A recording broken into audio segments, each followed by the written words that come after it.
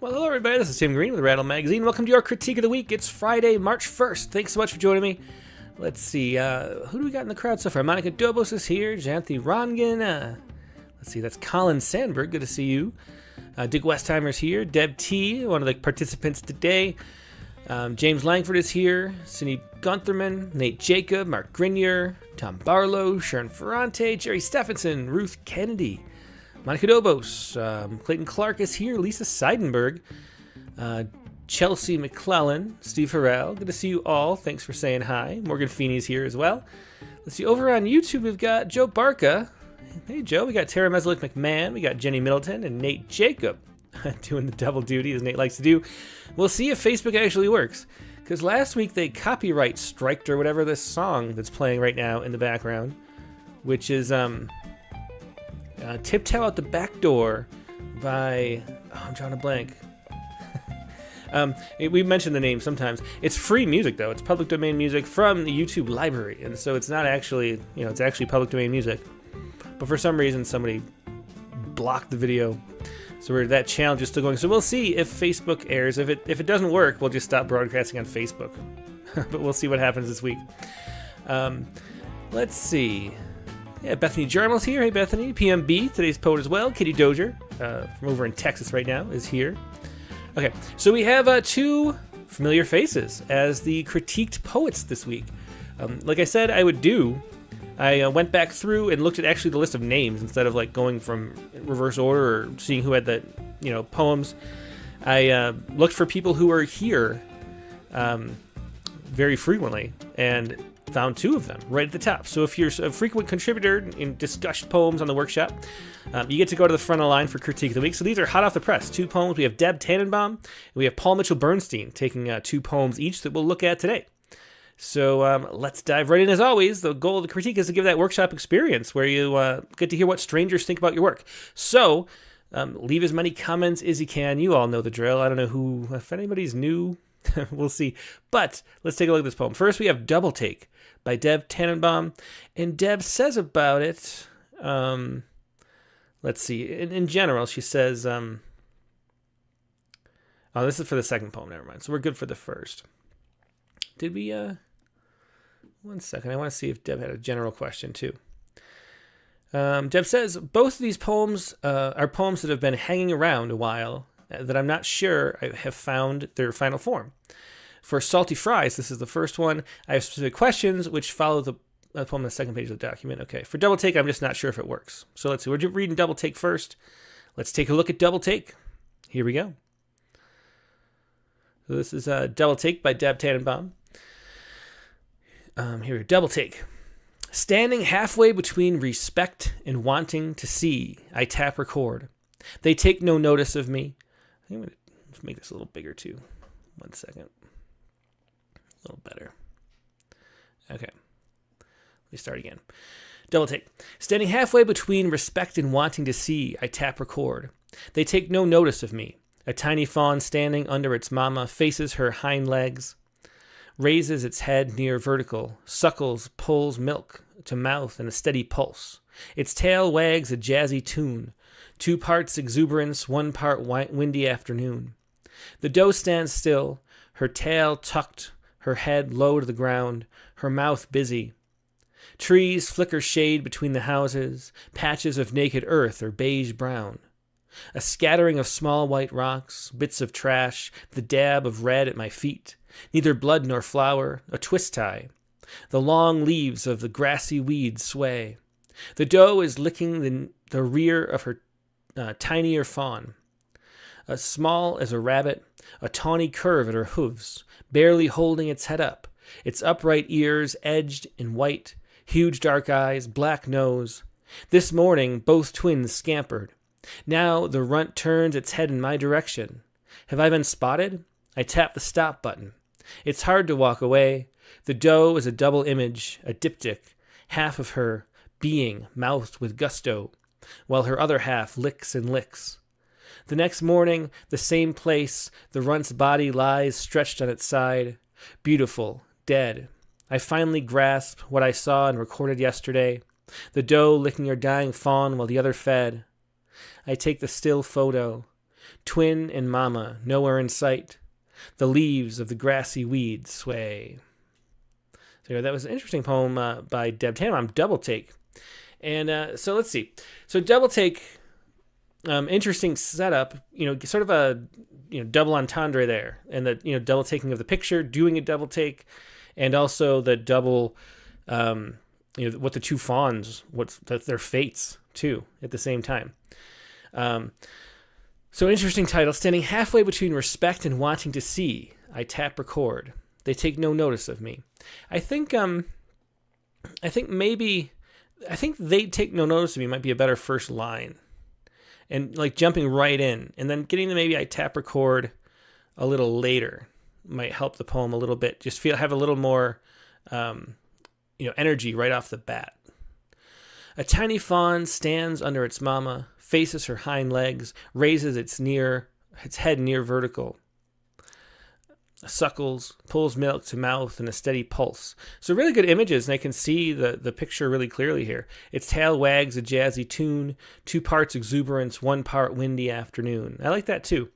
My main thoughts about the poem, I guess I should say, I feel like it's too long for itself, but there's a lot of interesting images, and it's an emotionally charged scene that we're seeing here, and there's something about the recording it and participating in that way, and something that maybe we wonder if we shouldn't be participating in because it's such a sad and personal scene, even for the deer, is an interesting thing to write about. But I think maybe condensing it into the more heart of the poem, I think would make the poem stronger. I think it goes on a little too long for what it lays out here. But I like the opening, and I like how much we get of this. I like its tail wags a jazzy tune, 2 parts exuberance, 1 part windy afternoon. A nice little rhyme there too. There's a little music in the poem too. The doe stands still, her tail tucked, her head low to the ground, her mouth busy. Trees flicker shade between the houses, patches of naked earth or beige brown. So this part I feel like is more description than we need. A scattering of small rocks, bits of trash, the dab of red at my feet, neither blood nor flower, a twist tie. And I think this whole section maybe just more description than we need. The long leaves of the grassy weeds sway. The doe is licking the rear of her tinier fawn, as small as a rabbit, a tawny curve at her hooves, barely holding its head up, its upright ears edged in white, huge dark eyes, black nose. I think I would stick to the descriptions of the deer and let the rest, fade into the background of our imagination that's really unspoken. I think I would, zoom in a little bit more and stay with the deer. Edged in white, let's see, huge dark eyes, black nose. This morning, both twins scampered. Now the runt turns its head in my direction. Have I been spotted? I tap the stop button. It's hard to walk away. The doe. So even right here, we could tap the stop button, and that could be the first time we really realize it's being recorded. I'm not sure you need to know that part of the scene ahead of time. We could just see the scene going on and then slowly realize that the viewer is actually recording. I think that might work a little better and make allow the poem to be a little more condensed too. Have I been spotted? And also the have I been spotted? I think that could be implied. So I'd pull the poem up to maybe, half the length, I'd say, and then and just sort of focus on that and zoom out, as poems very often do. Zoom out from the scene, the intimate scene we're seeing, through the lens of the camera, and then to the next day. I think that's a nice progression to the poem, and we can really heighten that by condensing the poem a little bit and pulling out some of this have I been spotted, that aside. We can sort of think that without being told that. It's hard to walk away. The doe is a double image, a diptych, half of her being mouthed with gusto, while her other half licks and licks. The next morning, same place, the runt's body lies stretched on its side, beautiful, dead. And so here I would give some more descriptions, as graphic it is maybe, of the runt's body. Because we have the twist tie and things in the trash like that too. And I think that distracts our focus a little bit. And then a little bit more detail here maybe would help. Finally grasp what I saw and recorded yesterday. The doe licking her dying fawn while the other fed. I take a still photo, Twin and mama nowhere in sight. The leaves of the grassy weeds sway. I do like pulling back to this image, which was a repetition from an earlier line. I think that worked nicely, given the day later and what's still movement. So it's nice image-based poem. Let's see what everyone's saying about it. Yeah. Mary Keating says, is it important to know it's being recorded? Maybe just title it Caught on Video or something like that. Monica Duba says, I think the poem could stop at licks and licks. Where is that? Licks and licks.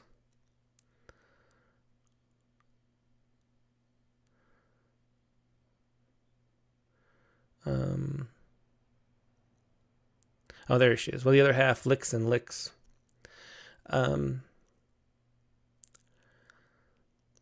Yeah, and maybe you could stop there and pull the next morning into the title. So we don't really know what the next morning means. You know, what remains next morning? Maybe something like that. Yeah, I mean, I think that the issue with the poem is it's a really nicely laid out series of images, and it's an emotional scene, but it's not pulling at the emotions as strongly as it could. I think because it goes on too long. And so my real advice is to condense this. Some of these lines are really great. Also, just the idea, the doe licking her dying fawn while the other fed. Just the basic description of that is really powerful. And so, I don't know. I mean, and almost like a poem could be just this tiny bit. And I know I haven't, surprised no one said haiku yet, but yeah. Jerry Stephenson says, I wasn't sure when it started, but it works as it grows. I agree with it. Tighter up is required. Brian O'Sullivan, I wonder if it'd be interesting to try doing a guzzle version. Oh, that's an interesting idea. I mean, if we did, what lines would be repeated? I think maybe obviously these lines here repeat. And so and then you kind of, in a true guzzle, you'd pull up rhymes for the inner version of maybe grassy or, glassy, glossy, stuff like that, and keep the weeds swaying. Something like that might work. That's a good idea. It is, it's always a great suggestion to turn a poem, if it feels like it's got interesting content, but not tight enough, it's always a good idea to turn the poem into something more formal. So it's a good suggestion by Brian. So over on Facebook, let's see. Yeah, so Margaret Dole already said, lovely poem and details need to be shorter, though. Jenny Middleton, I like how visual the poem is, and the internal rhyme pulls readers into the story and scene. Joe Barker says, like neither blood nor flower. Nate Jacob, the scene is great, the images are great, and the tie-up at the end is good. I only find myself wanting it to be shorter, so that's just the consensus view. And again, Nate Jacob, and I want it to go somewhere more. I want to focus, the focus to shift to the poet. I want the emotional risk of it to play out of the eye. And he says, I want. Man, do I sound needy. Yeah. So, well, maybe should we go through and cut this poem down a little bit quickly? Let's see. Standing halfway between respect and wanting to see, I tap record. Let's see what we can do if we just sort of start cutting and trimming. And maybe, one of the ideas was to say, instead of double take, we'll come up with a different title. So, what if it's, they take no notice of me, tiny fawn stands under its mama, faces her hind legs, and we'll keep the couplets, why not? Raises its head near vertical, suckles, pulls milk to the mouth in a steady pulse, its tail wags a jazzy tune, 2 parts exuberance, 1 part windy afternoon. And then I think that's enough of a description, really. The doe stands still, her tail tucked, her head low to the ground, a mouth busy. Let's see. Maybe the tail tucked is too much. Maybe just drop this much. Her head low to the ground. Her mouth busy, maybe like that. And then cut out. Those trees flicker shade between the houses. I don't think we need that. Scattering a small rocks, which have trust. I don't think we need that. Long leaves of the grassy weeds sway. I'd probably go right to there. Or maybe even cut this, because we have the doe licking her rear of their tinier fawn. Yeah, so maybe what I do, maybe kind of go like this. Let's see. Like, just cut out some of this. So the doe stands still, her head low to the ground, licking the rear of her tinier fawn, as small as a rabbit. So we'll pull this all down. A tawny curve at the hooves, barely holding its head up. Yeah, we'll leave it like that, maybe. I don't know. It's a lot to move around, but what if we go like this? Licking her rear of the tinier fawn, as small as a rabbit, a tawny curve at her hooves, barely holding its head up. And then we could go into the long wind, the grassy leaves sway. And then we don't have this stuff, this morning twin scamper. We don't need that. The runt turned its head in my direction. Yeah, what if we just go like that? The runt turned its head in my direction. I tap the stop button. We'll just cut out that. It's hard to walk away.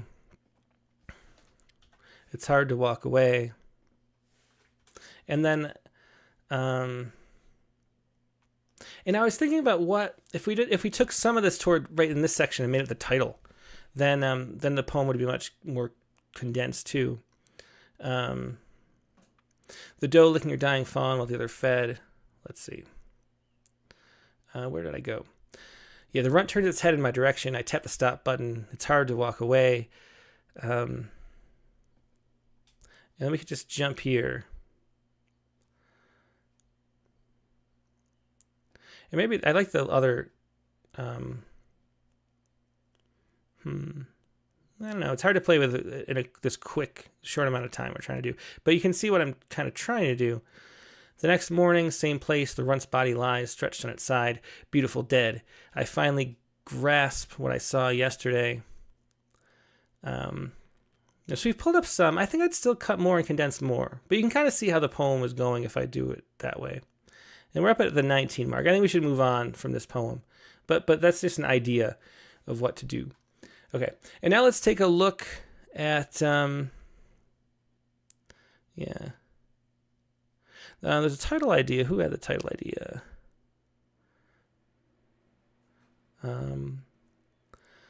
So Katie Dozier says, an interesting potential title idea playing off Chekhov's gun could be shooting, where the reader expects the gun versus shooting the video, and it further highlights the issue of taking through the camera. That's an interesting idea too. Yeah, I mean, I think we could, condense and push the concept of that poem in a sort of deeper direction. Yeah. Okay. Well, let's move on. We got to look at the next poem. But double take, I just as a condensed job, and then maybe see if you can push it a little bit with like one more line or two in a different direction. Bethany Drummer says, I'll try to cut the word count in half. That's a good way to think of it too. Yeah. Okay. Let's look at the other one. Salty fries and the ghost in our eyes. There's some questions in general. I've been especially indecisive about this poem's title and its ending. Sometimes I want it to end on the line, the way you look at me when you say that, or just the way you look at me. Other times I prefer to end the way you see it above. Okay, so let's take a look at this second poem from Deb Tannenbaum. And this is Salty Fries and the Ghost in Our Eyes. Here we go. Oop, wrong one. There we go. Where'd it go? There it is. Okay, Salty Fries and the Ghost in Our Eyes. I'm not sure why 60-year-old vegan me is eating so-so salad at a barbecue joint with not seen since my teens you. You lower your green eyes, beam a heap of saucy meat, a side of salty fries. In high school you were long-haired, beer-soaked, a guitar-playing would-be rock star rebel. A jock threatened you at a party, you broke a bottle, made a jagged weapon. You chose me, came after me hard. I was wrapped in a cloak of books, dogs, trees, said no just as hard.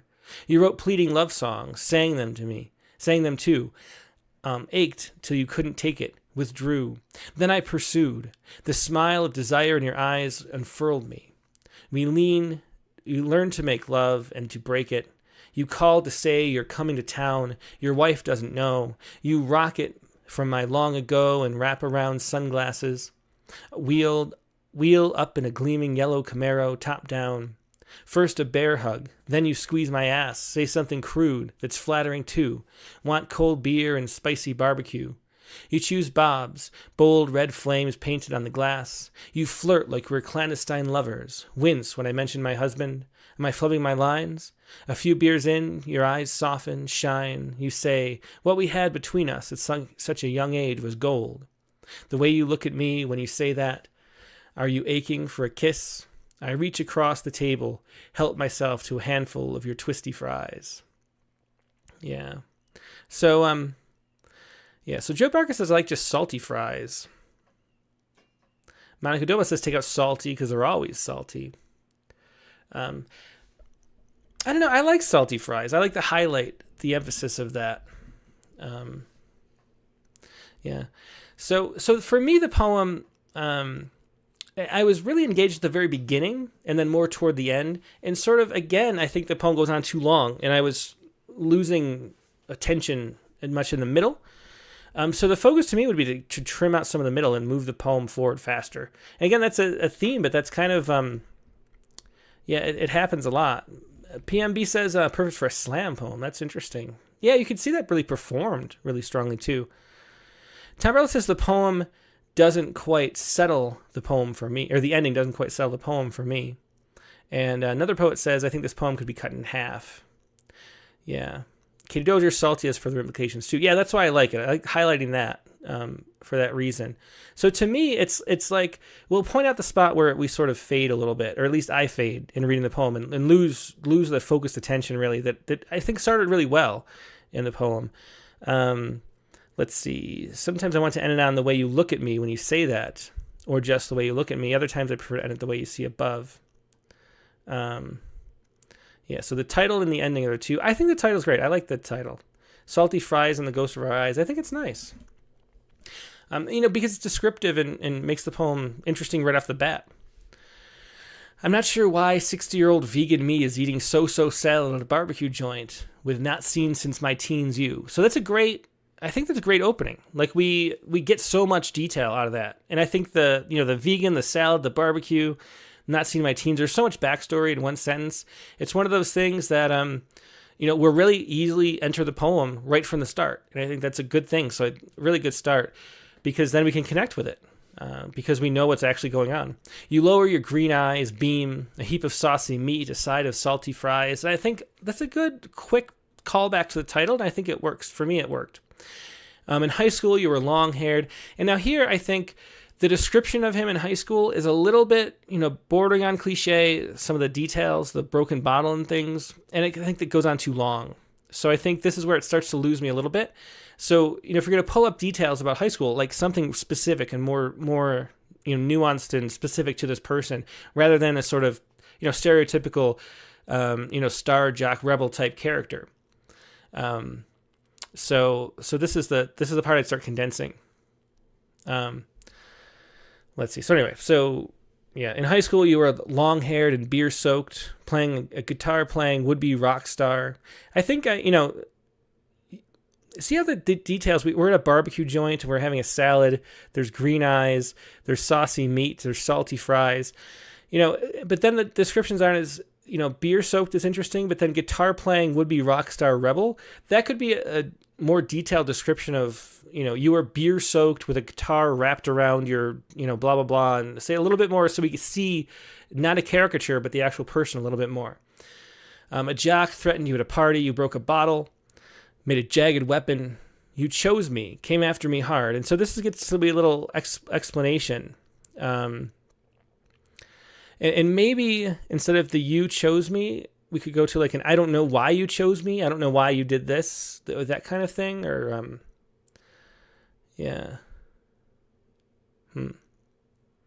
Yeah, and Morgan Phoenix is a good point too. Bring back some of the fun hyphenation like in the first three lines. That's the thing too. This had a lot of energy to it. And it doesn't really have the same thing. It has a generic sort of quality in this section. I was wrapped in a cloak of books. Like wrapped in a cloak of books, is similar. It's not quite as sort of cliche-ish as the rock star breaking the bottle, but it's sort of close. And I think we could find more a quicker, like just summarize it quicker and with more interesting detail, more specific and unique. You wrote pleading love songs, sang them to me. So instead of just sang them to me, this is another example too. We don't see the sang them to me in the same way, sang them to, in the same way we see the barbecue joint that we see really clearly at the very beginning. So instead of like you sang them to me, you sang them to me here at the blank. So we get just a few little details will make the poem, stand out, and work a little more. And then we don't have to feel like we need a lot of backstory filled in because we kind of get the whole thing. Aaron Sickler says, or add the line, "We were a high school cliche." I think that that is a way to nod to the reader in a certain poem. Like if you're like a Billy Collins poem or something, and you nod to the fact that you're being that way, I think that can work if the whole poem is doing that kind of thing, that sort of breaking the fourth wall type thing. But I think it doesn't really grip as well than actually giving some details that we can actually see, see the people as individual, unique human beings. Let's see. Then I pursued, the smile of desire in your eyes unfurled me. And so again, this is sort of abstraction when we just lost the great details we had at the top. And I think maybe that's the reason why the poem slows down and stretches out beyond what it really needs, because we sort of maybe sense as the writing is going that we haven't connected as well. So we're sort of, generalizing and summarizing a little bit more. And so a few key details cut this section in half, and then I think that would work better. You call to say you're coming to town. Your wife doesn't know.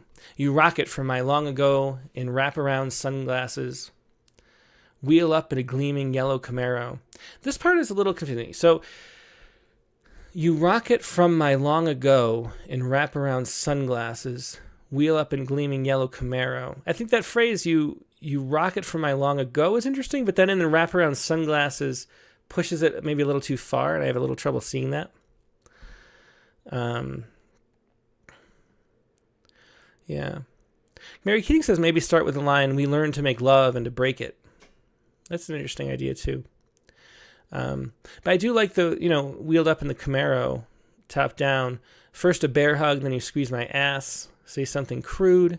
So tell us what the crude is. I think maybe this is an example of what the poem is missing in this middle section, is whereas in the beginning we got some details that were specific, here we get something crude. We don't get to hear what that actually was. Joe Burke says you wheel up in a yellow Camaro was enough.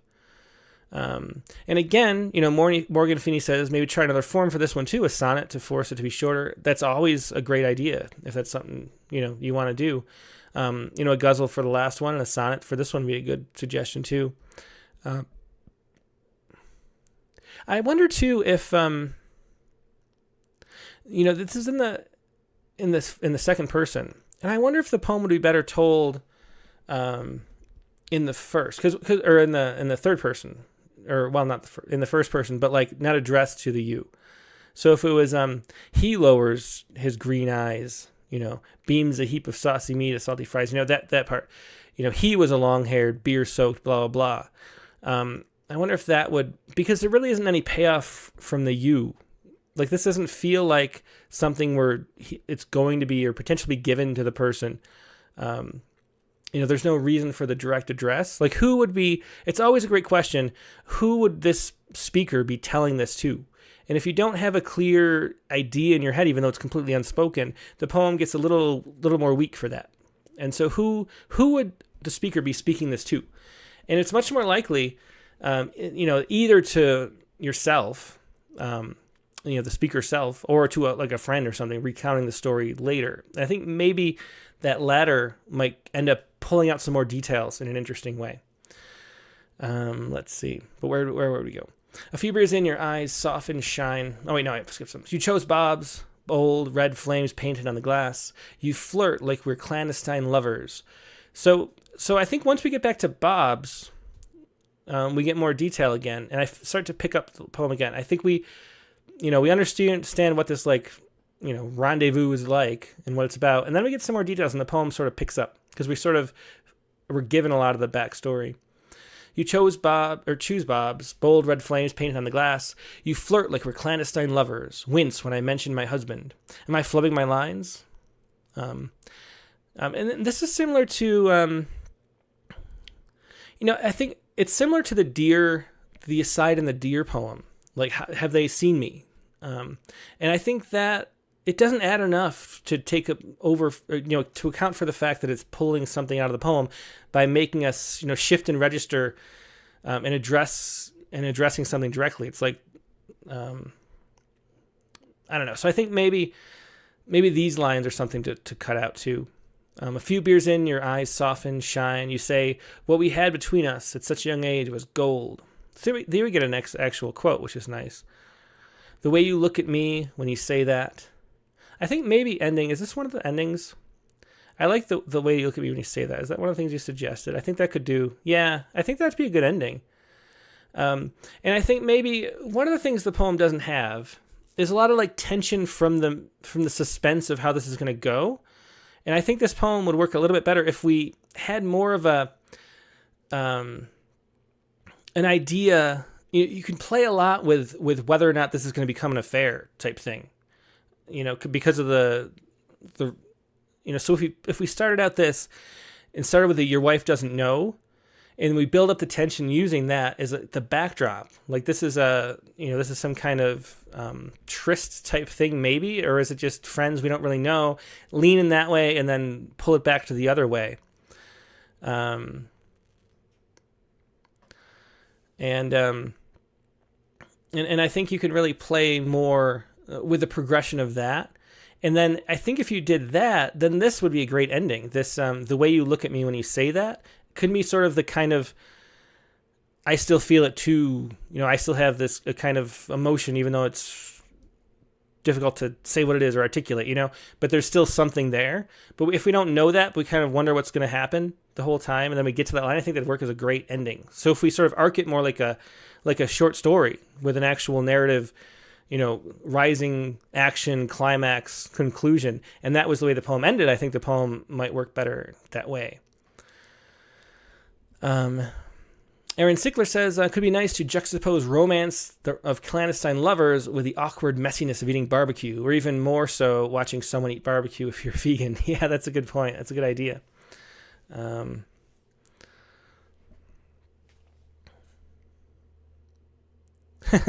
Morgan Phoenix says, totally, Aaron. Not just thinking about whether he or she is aching for a kiss, but the visceral this person has got gross meat gristle in their teeth and they want to kiss me.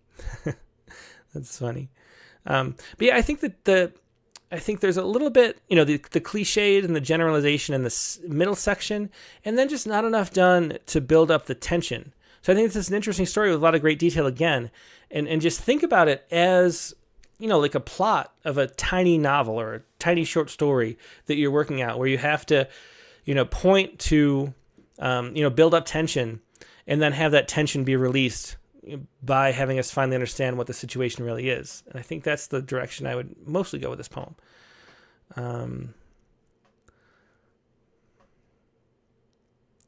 Yeah.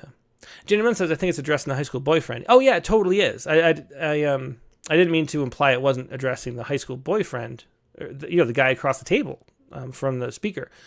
But it's just, it doesn't feel like it has the intimacy of something that would really be said.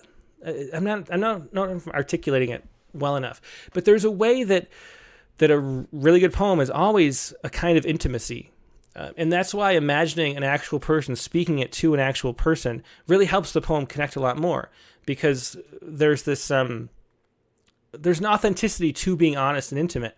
And I think if it's a letter, if it's like if it felt a little more like what I could have said or how I think of it looking back at the next, if there was some kind of, where we're talking to ourselves about what we might tell them, I think it might work a little better. But here we don't really know if we want to tell the person that. And I think that's not a kind of ambiguity that creates enough tension that adds anything, if that makes sense.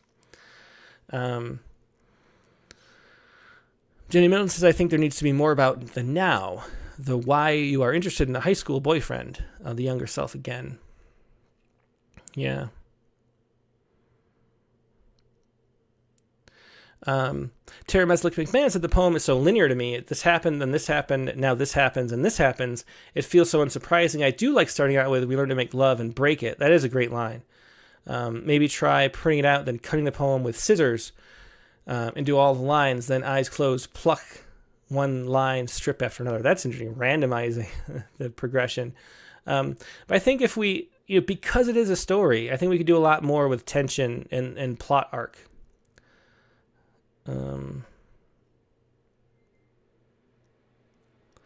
Yeah.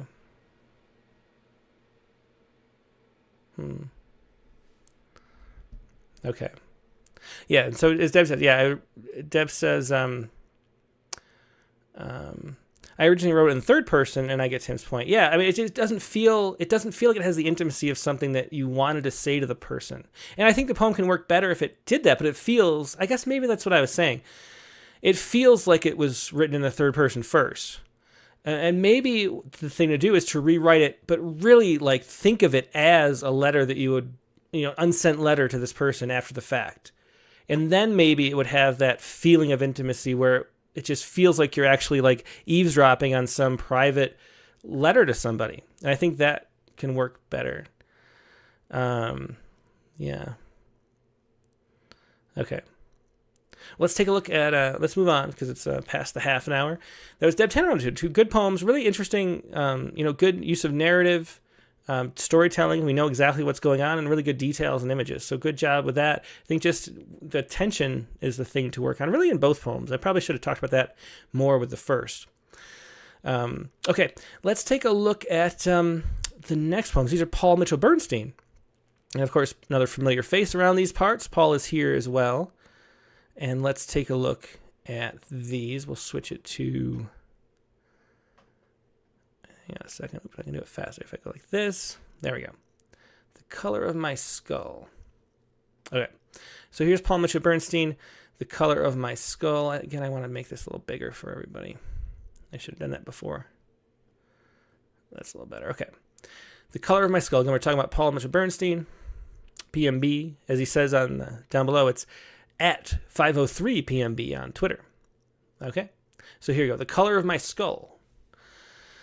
I decided to open the right window today, the one to the left of the one I usually do, the one that is open now, wide in the brilliant sun, wide in the northwest intermittent rain, wide in the shining fine fall day.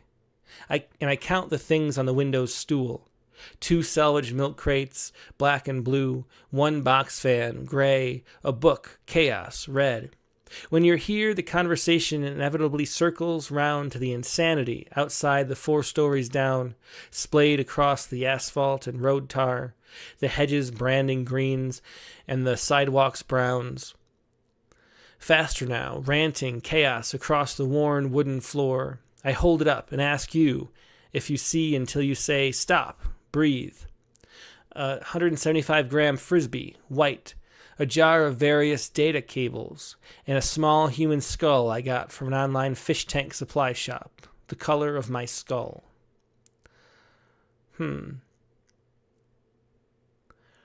Yeah. Well, very interesting. So thanks for sharing this one too.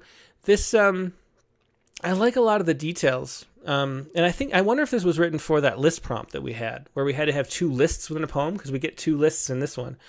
But I like a lot of the details. The introduction of the you here, again, I think we fall back on this you a lot, because if we don't know who the you is, it ends up being this like big mystery in the poem. And I think there's ways that you can do it and make it work. I think maybe calling back to the you a little bit more strongly later and toward the end would help. Even if it was like in a small human skull, you got me from an online fish tank supply shop. Yeah. So Morgan Phoenix says, I have to say I'm quite simply confused. And yeah, so let's read the poem again. One of the things I love, and I always love this about Paul's work, is the use of repetition and the rhythm. They're good, fun poems to say out loud. And it's because of this, the wide in, the wide in, the wide on, that little riff there. There's a lot of always little riffs that are nice. And that's really what you get. I think Paul's done a lot of spoken word type stuff, and you get that really nice music of rhythmic repetition into your poems when you do that kind of thing, performing poems out loud, because it really works to read poems that way, and it works on the page too. So I decided to open the right window today, the one to the left of the one I usually do, the one that is open now, wide in the brilliant sun, wide in the northwest intermittent rain, wide on this shining fine fall day. Yeah. And so so I like the beginning with the repetition. I'm not sure where it's going to go yet, but the music is enough to carry me along. Then I count the things on the window stool, and this confused me. What's a window stool? Actually, Mark Grenier says the same thing, window stool. I'm not sure what a window stool would be. Like a bench in front of the window. I mean, I think we call them a window frame or window box or something like that if it's just a big, window frame. Or yeah. Anyway, so that's a little confusing. 2 salvaged milk crates, black and blue, 1 box fan, gray, a book, chaos, red. So I think, and I was going to say too, I think that the poem, it seems to me like maybe it was written from that prompt. And these descriptions, while I like the details, they don't really fit with the rest of the poem. I think we could not count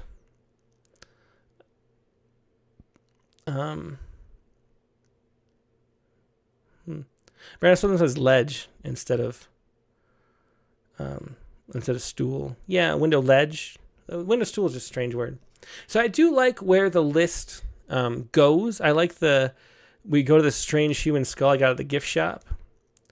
But it feels sort of forced in here at this point.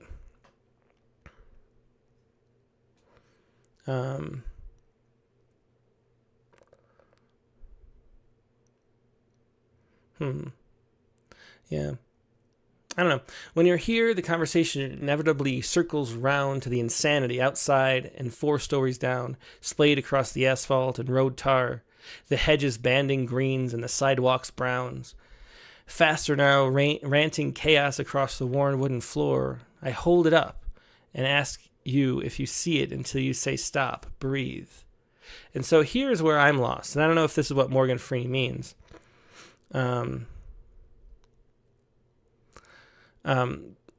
So when you're here, who's the you? I'm just a little kind of confused.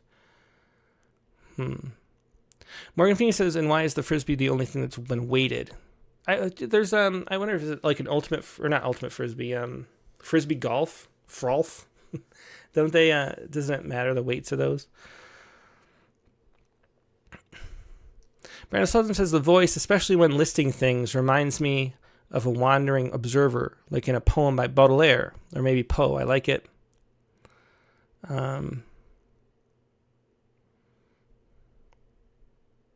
Yeah, Mark Grenier puts it well. He says, I would like to see a clear relationship between the lists and the rest of the poem. Yeah. And I wonder if maybe, starting with the lists,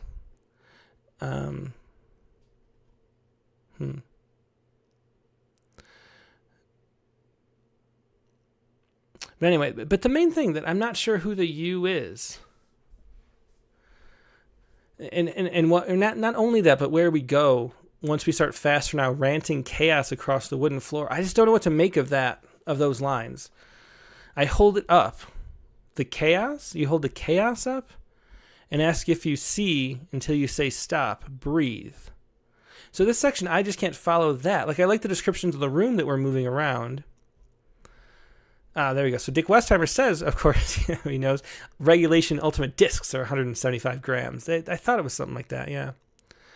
But so what I'm thinking, I think this needs to be cleared up. I think we need to know who the you is. But I think maybe starting with a list and moving, looking at things within the room and then using what they make you think of to sort of tell the story is maybe the way to go. Brandon Sullivan says, I agree about wanting to know more about who the you is. Nancy Sabanek says, manic episode resonates with me. Where was... Oh, there. So Katie Doder says, a lot of gritty, cool ideas here, and I love unpoetic images in a poem. I would change the title to be more of an extended metaphor type of one, or an entry such as manic episode. Well, that's an interesting idea. You know, if the title, as we often say, could tell us what's actually going on and who the you is. Because that's the thing. I didn't know if the you, was some kind of episodic break like that we had for a moment, or if it's a real person. And so that makes it hard to follow and connect with. And we could pull it out with a different title. Let's see. And then the other thing I wanted to mention, I like the details in the second. I like the details of both lists. I'm not sure if I'd list the colors. I think the list might be better served just saying 2 salvage milk crates, 1 box fan, a book, chaos, a 75-gram Frisbee. I don't know if we need the colors enough. I don't know what those add. And then we get the color of the skull here, which is an interesting detail. And so maybe, the use of the colors just pulls into making us forced to say it's the color of my skull, which I think that has a lot of all the sort of ambiguous sections in this poem and the things that it's a little hard to follow. That's the one that has the most sort of, resonance with me. There's something about our own mortality in that this skull is the same color as my skull. And I think it's a lot unsaid and understated in the use of that. And so, but having this be, the title too, I think that's another argument for changing the title and letting us in a little bit more with the title. So we're not just repeating, because then it's not as strong as we already heard it in the title. Sorry. So the other problem with the colors, if we're going to have the lists have colors like this so that we can get to the color of my skull, then we should be using that format kind of all the time. And the jar of various data cables doesn't give us a color. And so that feels like out of place a little bit too. Chelsea McClellan says, is ranting chaos referring to the book mentioned titled Chaos? Perhaps expound why this is important if it is. That's something I didn't even think of, that could be the chaos. Ranting chaos across the room. Yeah, I'm just not sure what that means. And that I'm left out of the poem, even though there are a lot of vivid and interesting details. And with nice rhythms too, which Paul always has. Okay, let's read the other one. But those are the suggestions here. Let's read the other one next. And there's no title here. The title is title ? I think that means he's asking for a title probably. But it could be the title too. I'm not 100% sure. So title. If ever, let me take a sip of coffee. If I ever left my poems in darkness, was all for... if ever I've left my poems in darkness, was all for the turn of a phrase, not for unwanted warmth drawn in, known well by travelers' sun-kissed skin. If ever I've kept my poems from day, if ever I've drawn my words in liquor, was all for the soul of waxing blind, not for the pleasure of a foolish heart, of which I surely show the scars, if ever I've drowned my words in wine. It was only to better a letter or line, to clear my mind and concentrate. If ever I've made my bones at night, was not because I fear the light, where chaos and ambitions play. If ever I've left my poems in darkness, if ever I've kept my poems from day. So this one, I like, the sonnet-like form.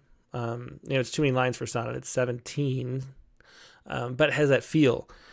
And the rhyme and the rhythm work really nicely. I think this poem is much more complete. There's a lot of lines I really like in it.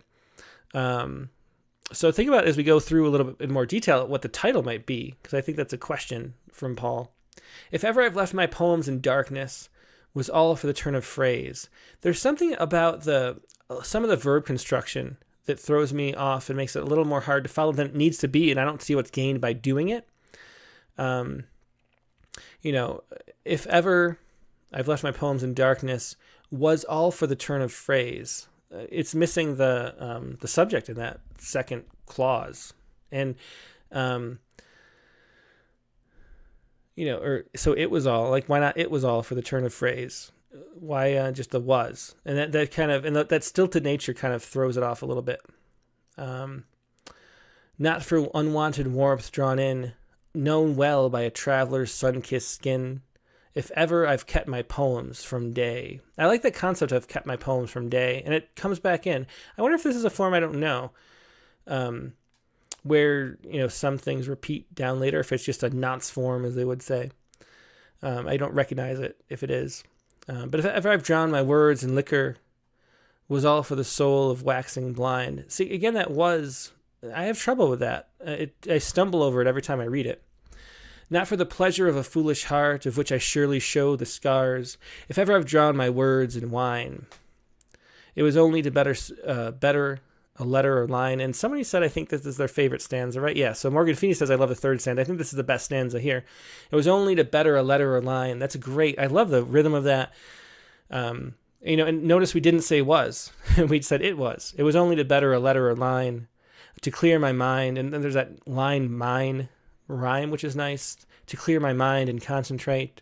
If ever I've made my bones at night, was not, and again I'd add that it was not because I fear the light, where chaos and ambitions play.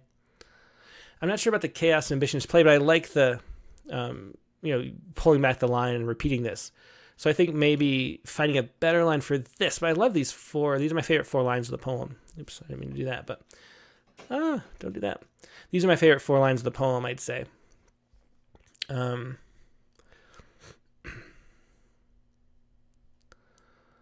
Let's see.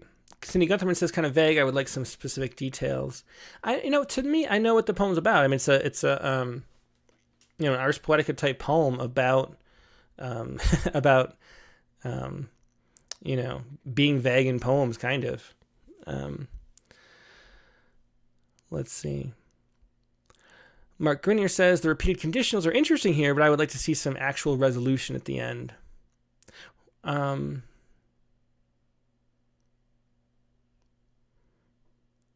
Ruth Kennedy says, feels like we'll be given some kind of insight or an explanation, but we are denied in the sense of not being offered anything specific. And that goes back to what Mark was saying about the conditionals not being resolved. Sorry.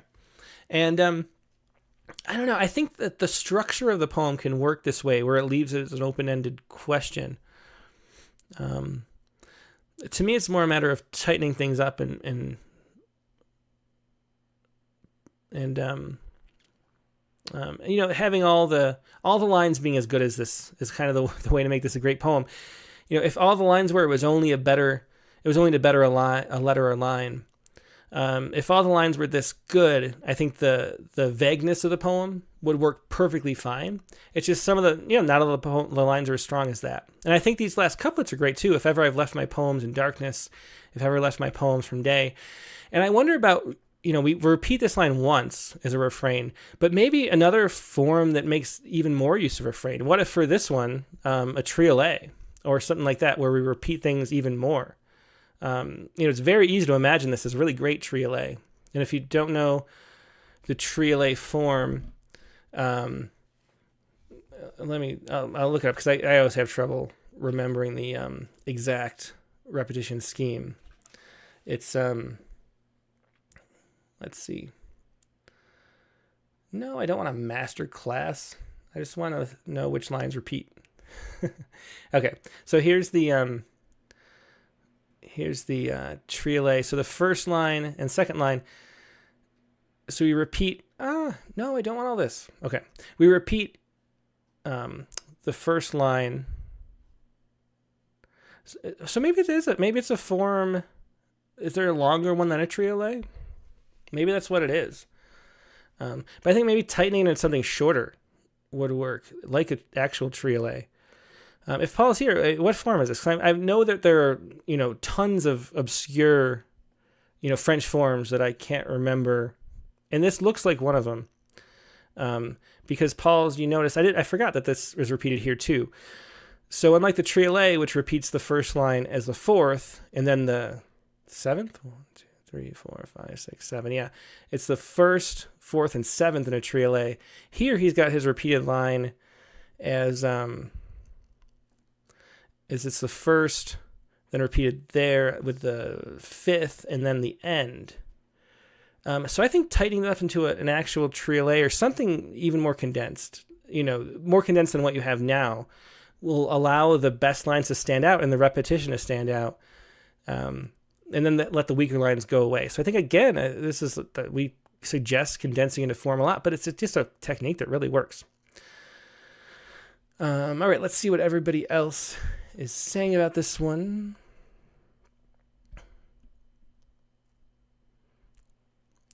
Yeah, so Brandon Sullivan says maybe in a poetry space, I'd love to hear more conversation about when, how it is okay to leave things unresolved. That is a great question.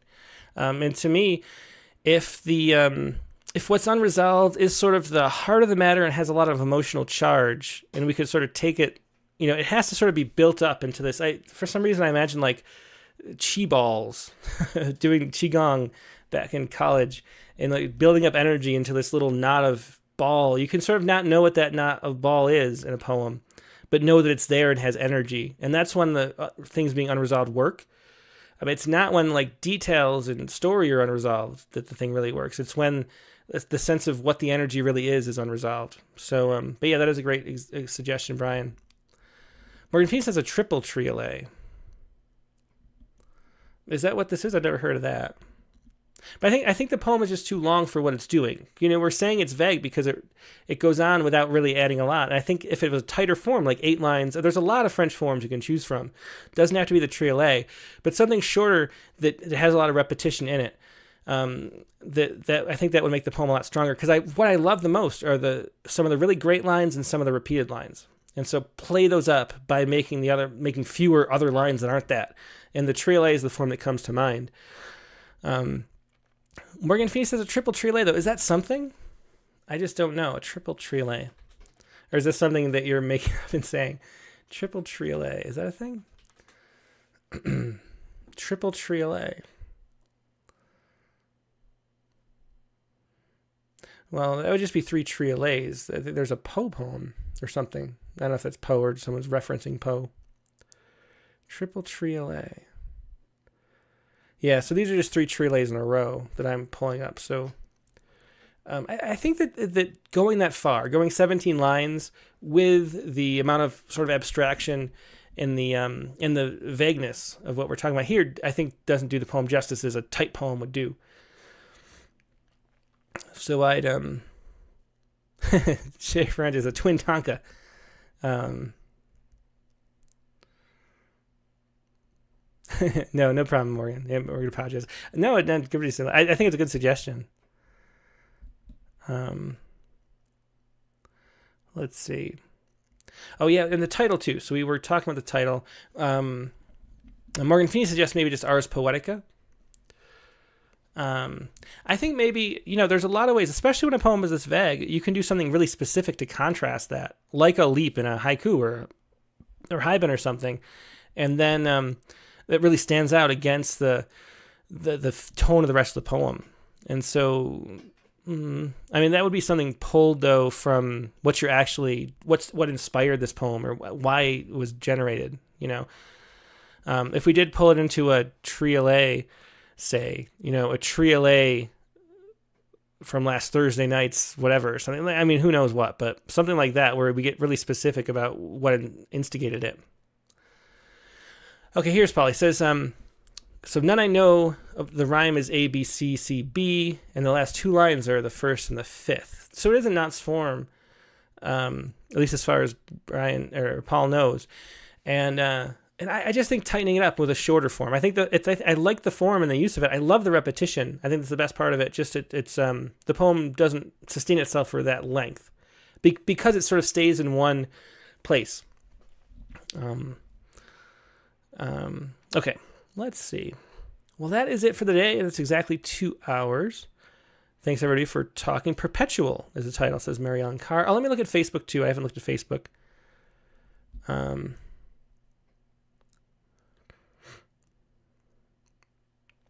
Cynthia Sim says the overall ideas are nice, but not concise. Margaret Doyle said, I prefer the skull poem. And I think what's great in the skull poem is the great details there, but there's all kinds of poems. And so I think some poems can work in this way. They just have to really focus on the music of those great lines. And I think there's some really, really great lines, especially the one I keep mentioning, but also the ones that repeat are really nice too. Anything else? Okay. All right, I think that's going to wrap it up for sure. Yeah. So thanks to both really great poems to talk about. Thanks to both Paul Mitchell Bernstein and Deborah Tannenbaum for sharing your 2 poems this week. If anybody who's watching right now wants to share, I will, keep an eye out for your names. If I'm saying your names all the time, I'll see them there and I'll move you up to the top so you don't have to wait. Otherwise, we'll go back to doing the oldest poems in the queue. I was talking to Dick Westheimer not too long ago over email, and he was suggesting maybe some sort of themed episodes. And, I think that's a good idea. So we might do that a little bit, something, surprising every now and then too. I've mentioned this before, but maybe not for a while. The whole point of the critique of the week was because so many people ask for feedback on submissions, and I just can't do that. I don't have time. There are not enough hours in the day. I barely keep up with everything as it is. But if we do it sort of in public, then everybody can learn from it. Even if your poem wasn't critiqued, you can help other people. They can help you. You can learn by what we say and what we talk about. And so that's a way to sort of answer that question. I can always say, submit to the critique of the week, and then you'll find out. And that's a way to get around people asking for individual private advice. If you're willing to do it in public here, we're happy to talk about your poems. But one-on-one, I just don't have time to give feedback like that, so we do it this way. And if you would like to submit, just in general, to the Critique of the Week, all you have to do is go to rattle.com/critique. That's really simple. I'll just do it now. I haven't done it in a bit either. Here we go. This is the Rattle's website. I gotta shrink this, though, and get rid of this little blank. Okay. But here's the Rattle website. Just go to content and then critique of the week. And the actual URL is just rattle.com/critique. But then you go here and it explains what we do. And then you click to submit. And then it takes you to submittable. And then you enter your stuff. And that's it. So that's all you have to do. That's the critique of the week. So if you'd like to participate, please do. Just send your poems there. 2 poems is the ideal. And we'll get to you when we can. And that's going to be it for now. Now, what else? So the Poetry Space dropped. Speaking of workshops, it's going to come out every Friday now, which is a podcast Katie Dozier hosts, and I'm co-host. And this week we had Dick Westheimer there. We had Brian O'Sullivan. We had Christine Potter. We had Joe Barca. We had Nicole Crusoe Garcia, all talking about revision. So if you want to go watch that, that's fun too. It's up now, right now. If you go to any podcast catcher like Spotify or iTunes or Amazon Music, just type in the Poetry Space, you'll see it. That's a fun one. That's what Brian was referencing before about when we should have an episode about, ambiguity in poems, which I think is a great idea. So that was a lot of fun, talking for an hour with a sort of round table about a topic. So go find that if you will. Now, this week, the Rattlecast coming up, and I don't even remember. So we'll find out in a second who the guest this week. Oh yeah, of course. The guest is Erica Reed. That's the guest on the Rattlecast this week. Erica Reed, she got this book, which I just got in the mail, thankfully. It won the 2023 Donald Justice Poetry Prize as part of the Spencer Poetry Awards at Westchester University, which implies some formal elements going on, which I like. Erica had a poem in the winter issue of Rattle. This is her first book, though, Ghost Man on Second. I'll read it. I should do this more often. I'll read great blurbs. There's blurbs from Diane Seuss, Matthew Olsman, Julie Kane. Mark Jarman says, Ghost Man on Second gives us grief and endurance, loss and joy, transmuted by the play of verse and imagination into poetry. As the poet implies in one of her best, what is behind and above the artificial ceiling are forgotten depths of space and light, and the aim of our imaginary self wandering the world is eventually to make it home. So that's Ghost Man on Second. That's Erica Reed, this Monday's guest in the Rattlecast, and your prompt for the Rattlecast was to, let me look up how it was phrased. The prompt was to write a what to do if poem about what to do in an unusual situation. Last week's guest, Michael Meyerhofer, had that poem, What to Do If You're Buried Alive, which might save your life if you're ever buried alive. At least you now have a strategy. And so we're going to do the same thing with something else unusual. Whatever you want to do, something, an unusual situation, do a what to do if you're in that situation poem and let us know. That's the prompt for this week. Erica Reed's the guest. Rattlecast 235, Monday, March 5th, 8 p.m. Eastern, 5 p.m. Pacific. Hope to see you there. We'll talk to you soon. Goodbye.